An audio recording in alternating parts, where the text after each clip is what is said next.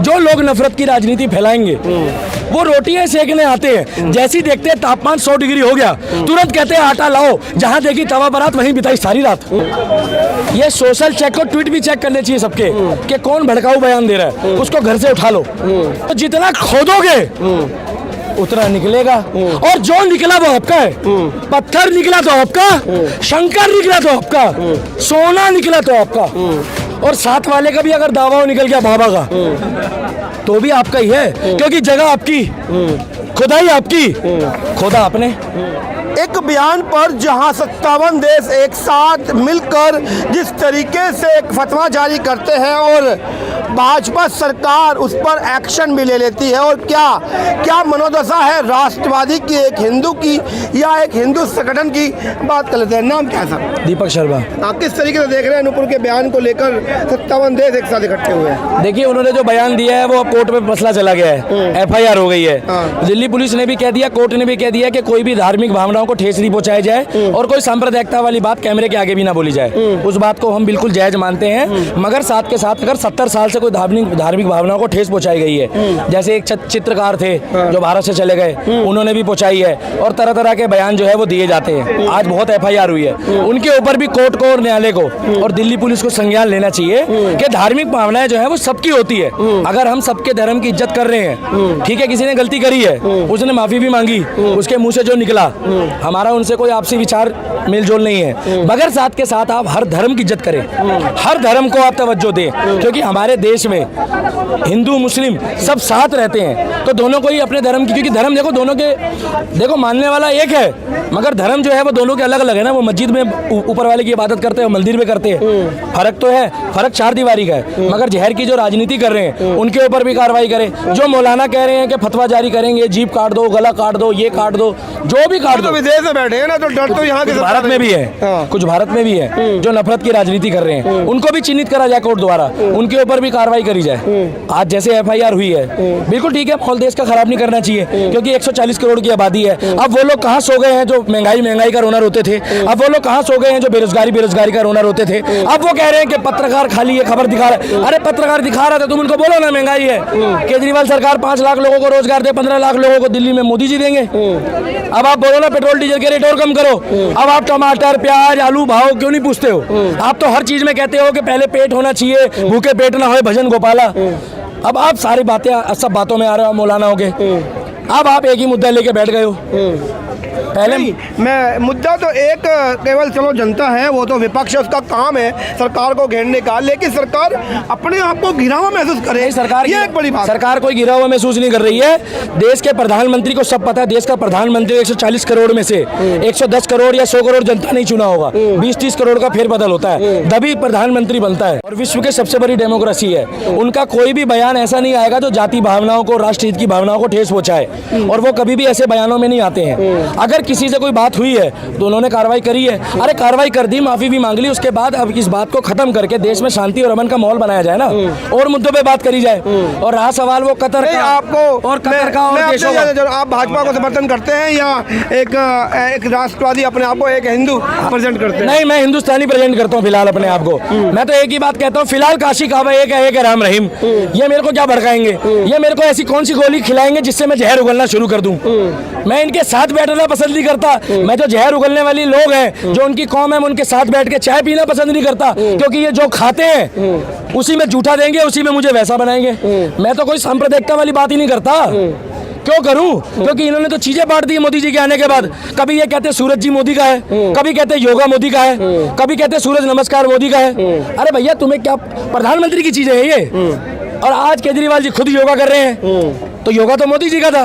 एक व्यक्ति कहता है कि जगह जगह खुदाई कर रहे हो तो उस स्टेशन में भी खुदाई करो। जो बोलता है कि प्रधानमंत्री ने जिस स्टेशन में चाय बेची है उस स्टेशन को खुदवाया जाए, वहाँ चाय की केतली निकलेगी।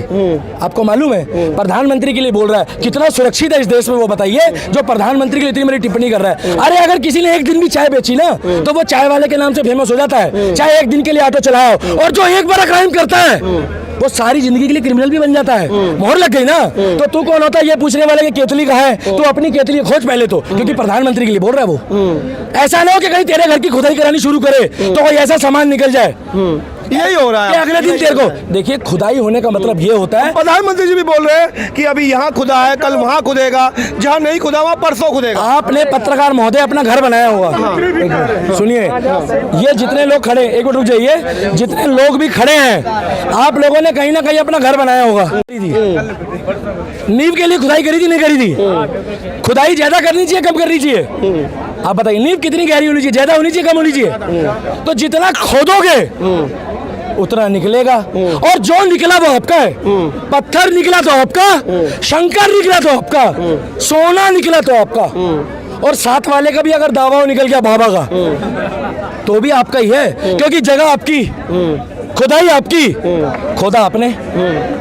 खुदाई करना, आप अपना मकान बनाओ, अपनी नींव गड़ाओ, मगर साथ के साथ हमारे देश में संविधान है, लॉ एंड ऑर्डर है, सारी चीजें लॉ एंड ऑर्डर के हिसाब से होती है, लॉ एंड ऑर्डर के हिसाब से ही होगा। आज नुपुर शर्मा जी के ऊपर और तरह तरह की 7-8 FIR हुई है, बिल्कुल ठीक है, उन्होंने सबके लिए करी है, ये चीज मुझे अच्छी लगी है, और मुझे फख्र है, मैं एक हिंदुस्तानी हूँ। एक तरफा कार्रवाई नहीं हुई बाबूजी। आज बहुत लोगों के ऊपर FIR हुई है।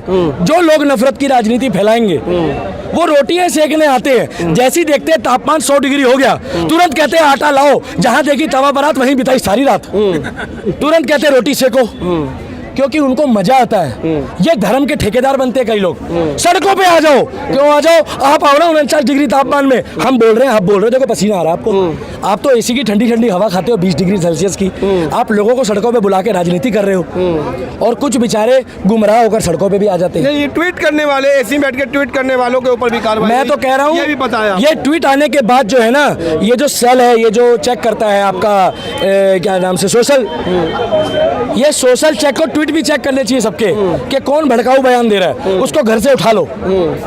जो भी सोशल मीडिया में भड़काऊ बयान दे रहा है, उसको घर से उठा लो। गर्मी बहुत पड़ रही है बाबूजी, एक दिन थाने में बैठा दो उसको पता लग जाएगा।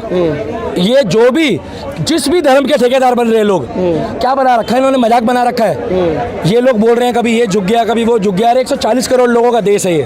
भारत को कोई झुकाने वाला माइका लाल पैदा नहीं हुआ, ऐसा कोई बंदा। यदि भाजपा का शीर्ष जिस तरीके से अपने नरेंद्र भाई मोदी जी हैं, यदि वो नुपुर के ऊपर कार्रवाई करते हैं, तो यह उनकी एक झुकाव के प्रति एक बात देखी जा रही है, इसीलिए लोग कह रहे हैं कि झुक गया।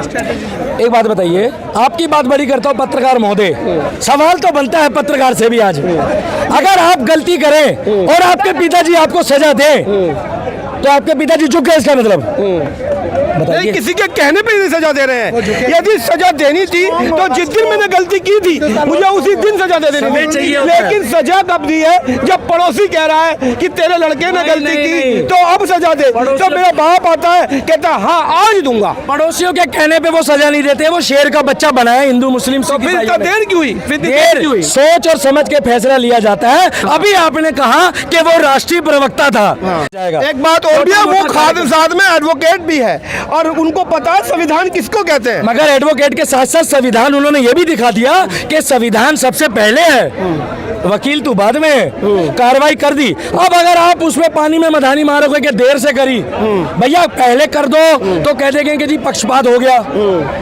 देर से करो तो दिक्कत, ना करो तो दिक्कत। दिक्कत तो हमारे देश से कभी खत्म हो ही नहीं सकती। आपको लग रहा है सही किया? देखिए मैंने क्या बताया आपको, किसी भी धर्म को, धार्मिक भावनाओं को ठेस पहुंचाना और अभद्र टिप्पणी कर रहा, किसी धर्म में सारे आ गए, वो गलत है, गलत है, गलत है। कार्रवाई सबके ऊपर होनी चाहिए। इतिहास भी उठा के देखो, जो जिंदा हो उसके ऊपर कार्रवाई करो, और जो बेचारा गलत भावना, जो भावनाओं को ठेस पहुंचाने के बाद मर चुका है, उसकी कार्रवाई तो वो ऊपर वाला कर रहा है, उसके लिए तो कोई कुछ कर ही नहीं सकता है। अगर कोई गलत बोल रहा है, गलत टिप्पणी कर रहा है, हालांकि उन्होंने माफी भी मांगी, वो कोर्ट का विषय हो गया। अब जब कोई कोर्ट में चला जाए तो उसके लिए हम लोगों का बोलने का अधिकार ही नहीं है। अगर पहले भी किसी ने बोला है तो उनके ऊपर भी कार्रवाई करो, और नींव इतनी खोदो कि आपका घर भी मजबूत हो, साथ वाले का घर भी ना हिले। मैं ये भी कहूँगा, कहीं ऐसा ना हो कि आपकी नींव खोदते खोदते में साथ वाले का मकान भी गिर जाए। खोदो, कोई दिक्कत नहीं खुदाई करने में, क्योंकि खुदाई करने के बाद गंदगी निकलती है, कई बार सफाई भी हो जाएगी, वहाँ अपने आप कुछ भी काम करो। और साथ के साथ और लोगों ने भी जो धर्मों के लिए बोला है, सब धर्म की बात कर रहा हूँ, उनको भी चिन्हित करा जाए, दिल्ली पुलिस करे, कोर्ट करे, और लॉ एंड ऑर्डर के दायरे में उनके ऊपर भी मुकदमा करा जाए।